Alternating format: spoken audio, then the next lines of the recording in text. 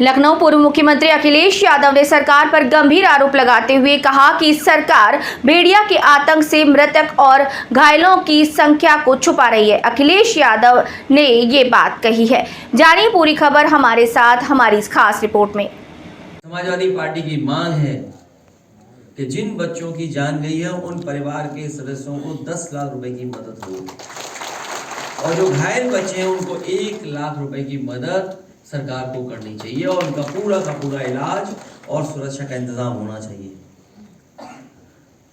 जानवर जान ले रहे हैं यहाँ पे तो, और जिन्होंने, जैसा मैंने पहले कहा कि जिन्होंने जानवर की समस्या को खत्म करने के लिए बड़े बड़े वादे किए थे, ये निश्चित होनी चाहिए और वादा खिलाफी पर सवाल भी उठने चाहिए। जानवरों की समस्या से निपटने के लिए एक एसटीएफ बनानी चाहिए, और या फिर गीदड़ की समस्या का समाधान के लिए ये भी केस एसटीएफ को ट्रांसफर कर देना चाहिए। जो लोग देखते ही कहते हैं ठोक दो, कम से कम उस एसटीएफ को ये नया काम देना चाहिए कि गीदड़ों को भी ठोक दें। जानवरों के इनकाउंटर की जगह उनके रिहायशी जंगलों को अवैध कटाई से रोकने की जरूरत है। और सच्चाई ये है, बहुत जबरदस्त, जब से भारतीय जनता पार्टी की सरकार आई है, बड़े पैमाने पे जंगल की कटाई होना शुरू हुआ है, बड़े पैमाने पे जंगल काटे जा रहे हैं। जानवरों की समस्या से निपटने के लिए बुलडोजरी सोच से उभरना होगा। उन आईएएस अधिकारियों और मंत्रियों में दंडात्मक कार्रवाई होनी चाहिए जिन्हें इन कामों पर तथाकथित रूप से लगाया गया था। अगर आपको याद हो, एक नोडल ऑफिसर तैयार किया गया था। एक नोडल ऑफिसर की जिम्मेदारी थी जानवरों की समस्या का समाधान के लिए। आखिरकार उन नोडल ऑफिसर पर क्या कार्रवाई हो रही है?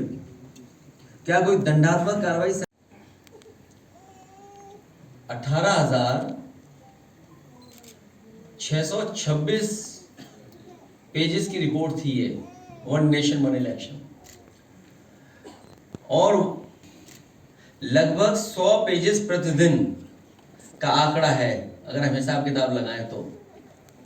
इसी से पता चलता है कि इसके बारे में कितना सतही पर दिखावटी चर्चा हुई होगी। तो सोचिए कितना चर्चा हुई होगी। अगर इतनी बड़ी रिपोर्ट थी 18,626 पेजों की, तो क्या चर्चा हुई होगी उस पर? दरअसल ये भाजपाई रिपोर्ट है जो तैयार हुई है। वन नेशन वन इलेक्शन और वन डोनेशन। अखिलेश जी, योगी जी का बयान आया है मिल्कीपुर में कि 2017 से पहले समाजवादी गुंडे गरीब का राशन खा जाते थे। इसके साथ ही साथ बगुआ घर में 12 बजे तक सोता था और माफिया समांतर सरकार चलाते थे। ये सब घिसे पिटे डायलॉग पुराने वाले। दोबारा और मैं इसीलिए कहता हूँ कि ये सब पुराने डायलॉग हैं, पुराना सब कुछ है, हिसाब किताब। उत्तर प्रदेश की जनता नया चाहती है, नया विकास चाहती है, इनको हटाएगी। कल तो उन्होंने, ये हटते जा रहे हैं। अखिलेश जी, कल तो उन्होंने समाजवादी पार्टी को दरिंदों का गैंग बताया। आज समझ लो कितना संतुलन बिगड़ा है। और ये भी कहा कि औरंगजेब की आत्मा जो समाजवादी पार्टी में आ गई है। संगठन और पार्टी के बहराइच के नेताओं का धन्यवाद देता हूँ कि इस गंभीर समस्या को लेकर के लीडर ओपोजिशन जी से मिले थे वो। और कल ही जब मेरी आदरणीय माता साहब पांडे जी से बात हुई, तो हम लोगों ने तय किया कि जिन बच्चों का नुकसान हुआ है, घायल हुए हैं, चोट खाए हैं, उन परिवार के सदस्यों को बुला करके मैं मिलूंगा, और पार्टी की तरफ से जो कुछ मदद हो सकती है वो हम लोग करेंगे।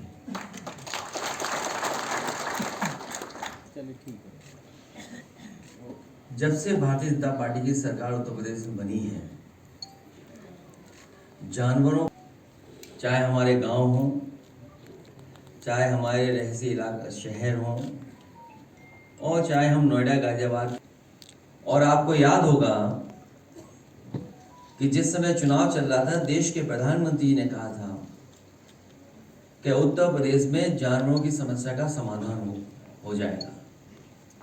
और उन्होंने अपने भाषण में भी ये कहा कि हमारे पास पूरा रोड मैप तैयार है, इस समस्या का समाधान तुरंत हो जाएगा। लेकिन इधर हम लोग देख रहे हैं हर दिन कोई न कोई एक्सीडेंट हो रहा है, जो सड़कों पे जानवर हैं उससे जान जा रही है। हमारा एक साथी जो यहाँ खड़े होकर के कह रहा है, ये सच्चाई है कि पूरे उत्तर प्रदेश में लगातार जो छोटा पशु हैं, जानवर हैं, उनकी वजह से जान जा रही है। और इधर समाजवादी पार्टी ने विधानसभा में भी सरकार को जगाने की कोशिश की। टाइगर से, लेपर्ड से, जो हमारे जंगल के किनारे वाले जिले हैं उनमें समय समय पर जाने गई हैं, जिसमें बिजनौर है, पीलीभीत है, लखीमपुर है, आपका सीतापुर है, आगे बहराइच है, श्रावस्ती है, बलरामपुर है। इन तमाम जिलों में सूचनाएं हैं जहां पर जानवर आए हैं, जंगलों से निकल करके आए हैं और अटैक किया है, जिससे बड़े पैमाने पे लोगों की, किसानों की, गरीबों की जान गई। और इधर जो सुनने को मिल रहा है और देखने को मिल रहा है कि गीदड़ की वजह से पूरे के पूरा जो हमारा क्षेत्र परेशान है, लोग भयभीत हैं, डरे हुए हैं। हमारे तमाम पत्रकार साथी भी मौके पे गए हैं, परिवार के सदस्यों से मिले हैं, उनकी बातचीत भी उन्होंने दिखाई है। और सरकार अभी भी गंभीर नहीं है। कभी सरकार ड्रोन उड़ाती है, कभी मुख्यमंत्री जी गोदी में बच्चे लेकर के ये साबित करने की कोशिश करते हैं कि सब बच्चे सुरक्षित हैं और हमने मदद कर दी। और जब मदद भी की गई तो उसमें भेदभाव हुआ है। कम से कम सरकार को गरीब के साथ भेदभाव नहीं करना चाहिए। आपसे आपके बीच में इस बात को कहा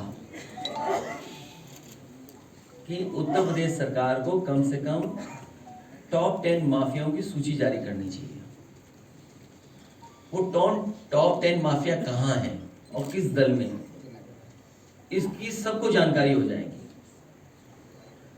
मुख्यमंत्री जी पहले मुख्यमंत्री हैं जिन्होंने अपने मुकदमे वापस लिए हैं।